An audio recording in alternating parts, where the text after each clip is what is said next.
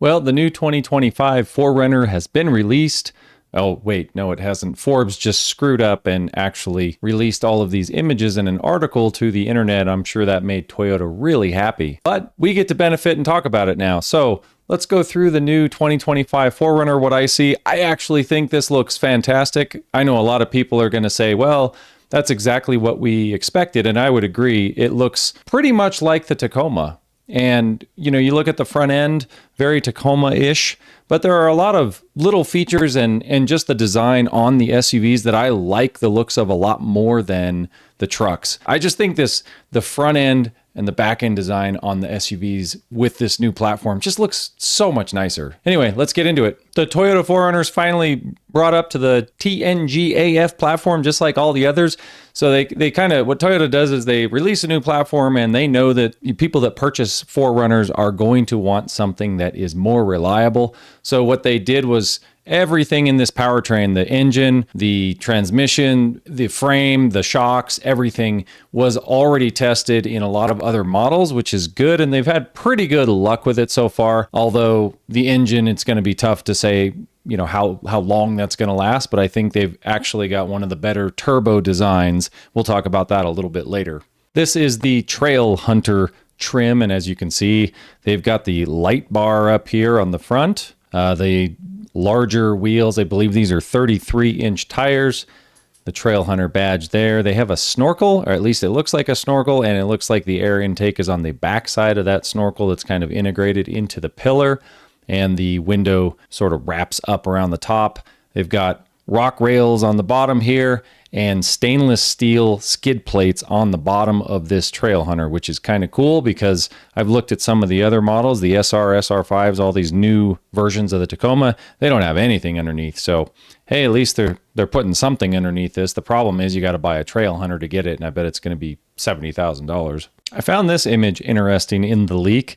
Here's the TRD Pro in the middle, that tan version, the Trailhunter, the dark green on the left. This is the Limited on the right. I gotta say, I actually think that the Limited doesn't look nearly as nice as the old Limiteds used to. The old Limiteds, although they had less ground clearance, they at least looked nice. They looked premium. They looked like the lower ground effects, all those things kind of added some dress up to it. I actually think just having these metal fenders on the Limited, I'm assuming this is the Limited, we're guessing, it doesn't look nearly as nice as these other, kind of color variations on these other fenders or the other trims. I'm guessing the SR5 is going to basically look like the Limited without the cool wheels. It's going to have that same terrible spoiler on the front that we'll look at in this next image. But I thought that was interesting that the Limited looked less premium in these photos to me than the other trims.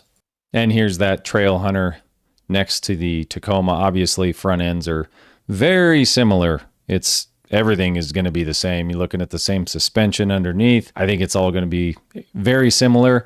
The Tacoma is about 20-inch longer wheelbase. So this new 4Runner is actually a longer wheelbase than the last 4Runner. I think it's like 4 inches longer. So you're going to lose a little bit of breakover and you're going to lose some departure and approach angle as well on the new 4Runner.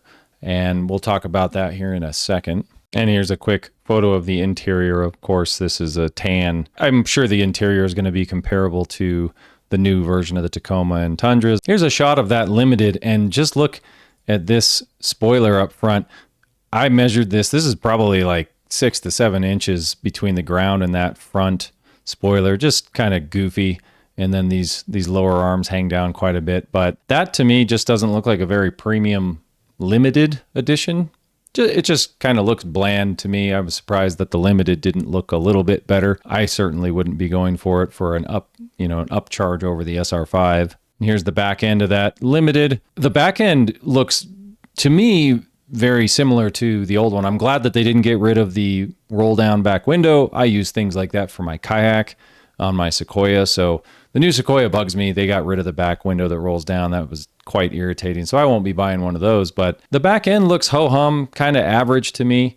I think if you pulled up behind one of these, you would probably recognize that it's different just based on the large lettering, the 4Runner lettering. But other than that, it looks very similar on the back to the old one. So not a lot of style difference compared to the old one there. This is the TRD Pro edition with the black rims. I think this looks okay. I don't particularly like brown and black those colors together. Some people might like it. The new Trailhunter gives you an electronic locking rear differential. I think all of the other models just have a limited slip differential.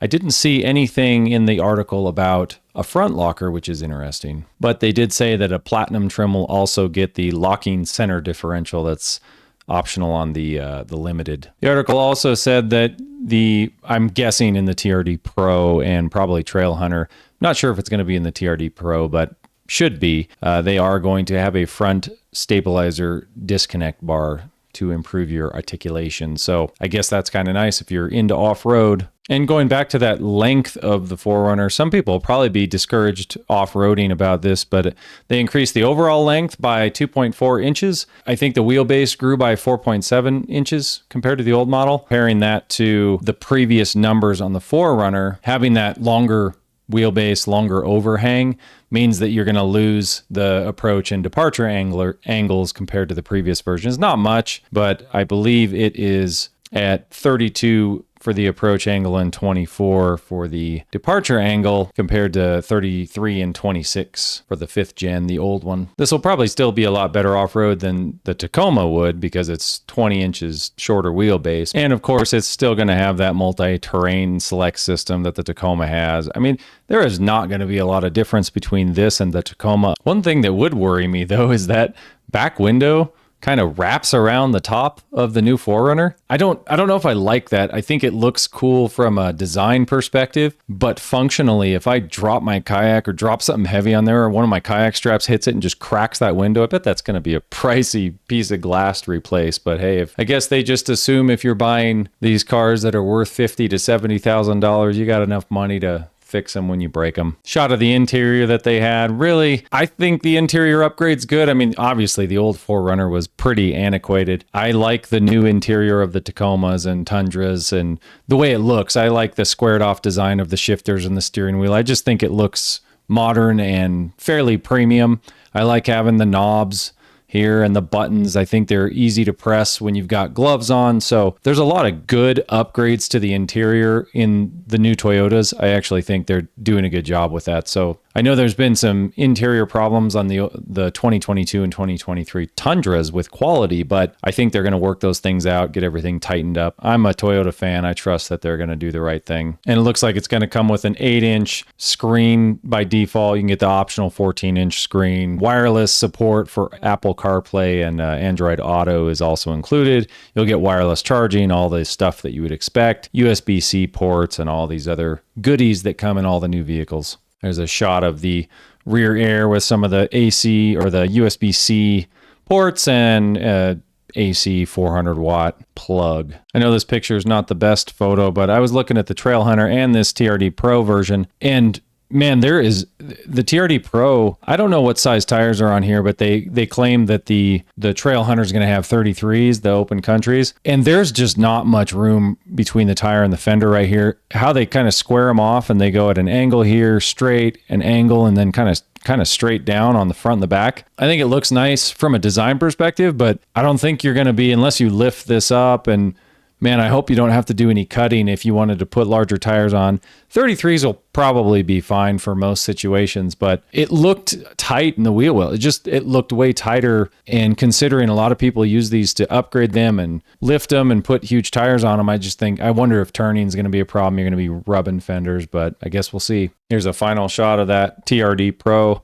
It was weird they talked about the rock rails and high-strength steel skid plates that come standard on the Trailhunter, but not the TRD Pro. It's kind of weird that now I feel like the TRD Pro is what maybe the TRD Off-Road used to be. It's like they're taking away features from the TRD Pro. It's Toyota Racing Development Pro, right? I mean, you shouldn't have to jump up to the Trailhunter and pay more just to get all those features if you're already talking TRD Pro. I just feel like the Trailhunter and the TRD Pro are kind of redundant, and they should have just merged it into just keep TRD Pro or keep Trailhunter. And back to the looks, I like the looks of it overall. I think it looks kind of bulldoggy, stocky, a little more manly, I guess, other than the Limited. And I'm sure the SR5 will look a little more plain Jane like this blue one here. It's weird. I don't like the side profile of all of the new Toyotas, the Tundra, the Tacoma, and now the 4Runner on this Limited. I think the side profile just looks bad when you've got all these same colors and no fender color differentiation. For whatever reason, I just think these fenders should be a different color. I like the front end better than the outgoing.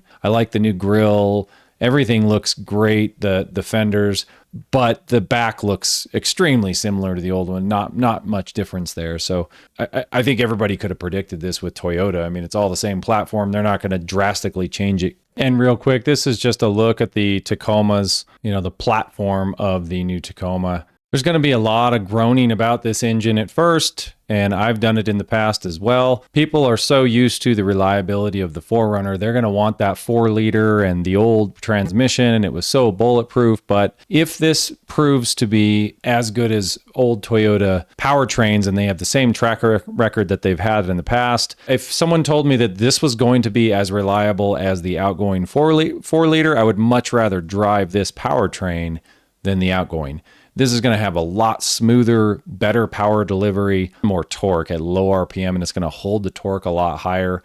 You're going to get better fuel mileage. And then you also have the option for that. The hybrid is really it's more of a power option, gives you 465 foot-pounds of torque. I'm not a big horsepower rating guy. I don't care what the horsepower is. I really care about torque ratings and how high the torque curves are and how long it can hold the torque. So this new powertrain and the new transmission that they're putting in it, I guarantee people are going to love the way it rides.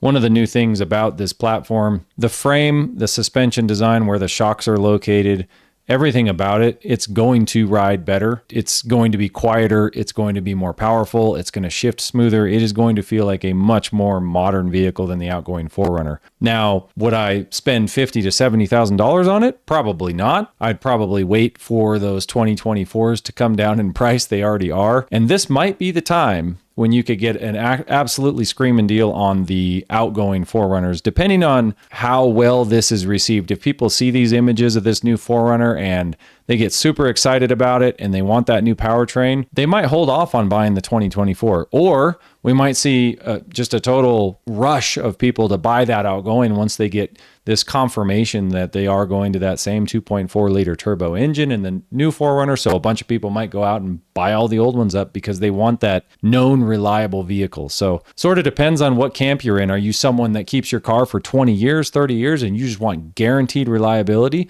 Or do you cycle your cars every 5 to 10 years like 99% of the people? So if you cycle your cars and you're going to keep it for 100, 150,000, you want to just take a chance, this platform is going to be better and people are going to love the interior enhancements of it. It's going to be a big hit. There's no doubt. It has the physical appeal. It looks fantastic. People are going to get over this 4-cylinder thing. 4-cylinder turbo puts out way more torque and way more consistent torque than that old 4-liter did. It's just the reliability. And one thing Toyota is really good about is if you were going to pick one of these new 4-cylinders in any of these vehicles, like compare the Chevy 2.7-liter in their Colorado versus the Tacoma 2.4-liter. This Tacoma, the Toyota version of the 4-cylinder, it's got direct injection and it's got port injection. The Chevy doesn't. They engineer things to last. They don't engineer them to die at 100, 150,000 miles like a lot of other brands do. I see on my channel, I've had people comment about the old 2.7, like, oh, it's been out for a couple of years. It's more reliable than the Toyotas. And then people have said that they're already burning oil from between 30 and 100,000 miles.